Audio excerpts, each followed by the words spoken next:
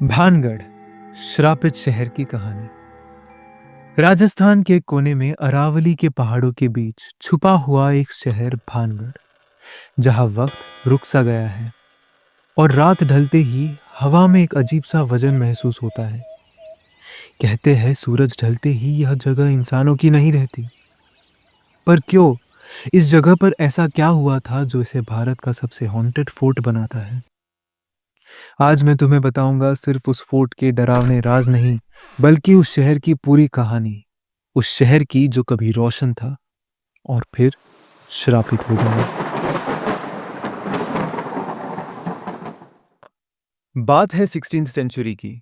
राजा भगवंत दास ने अरावली के पास एक शहर बसाया, नाम रखा भानगढ़। वो शहर खिलता हुआ था, बाजारों में रंग था, लोगों में मुस्कान थी।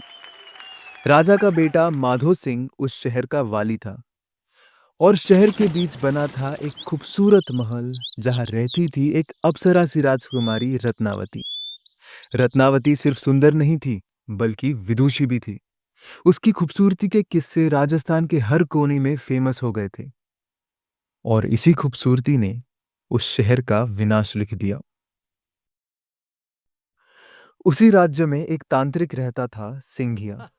काला जादू में निपुण, लेकिन दिल से पागल आशिक। वो रत्नावती से बेपनाह मोहब्बत करता था, लेकिन मोहब्बत नहीं, हक समझता था। एक दिन उसने राजकुमारी के इत्र में काला जादू मिला दिया। इरादा था कि जैसे ही वो इत्र लगाएगी, वो उसके जादू में आ जाएगी। लेकिन रत्नावती ने सब महसूस कर लिया। उसने वो इत्र जमीन पर गिरा दिया और उसी वक्त सिंघिया की मौत हो गई। लेकिन मरने से पहले उसने श्राप दिया, ये शहर कभी नहीं खिलेगा। इसकी हर दीवार, हर रोशनी अंधेरे में समा जाएगी।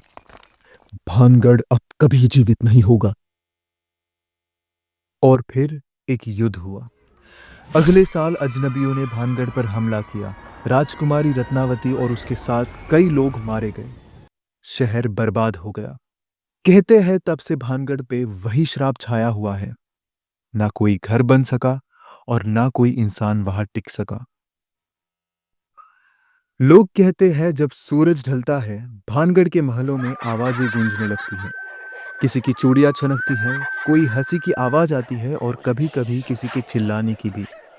जो लोग अंधेरों में उस फोर्ट में घुसने की कोशिश करते हैं, उनमें से कुछ लोग कभी लौट कर नहीं आते। आर्कियोलॉजिकल सर्वे ऑफ इंडिया ने भी वार्निंग बोर्ड लगाया है, सूर्यास्त के बाद भानगढ़ में प्रवेश वर्जित है। क्यों? क्योंकि कुछ चीजें सिर्फ कहानी नहीं, हकीकत होती है। एक बार तीन दोस्तों का ग्रुप, आयुष, कबीर और मीशा, ने डिसाइड किया कि वो भानगढ़ की सच्चाई जानेंगे।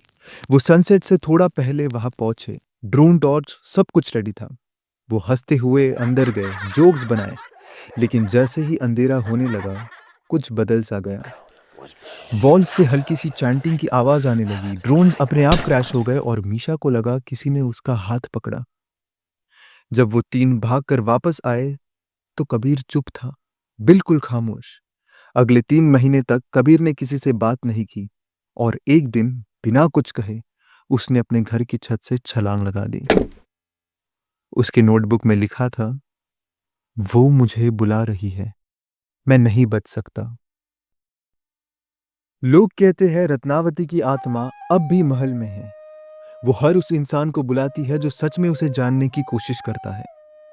लेकिन वो सिर्फ मोहब्बत नहीं चाहती, वो इंसाफ चाहती है। और शायद इसीलिए भानगढ़ अब भी जीता है, ना लोगों के साथ, ना उनके बिना, बल्कि उनके दरमियान एक बेचैनी बनकर। आज भी अगर आप भानगढ़ जाते हो तो दीवारों के पीछे कोई हमेशा आपको देखता है। झाड़कों में कोई परछाई हिलती है और हवा सिर्फ चलती नहीं, कुछ कहना चाहती है।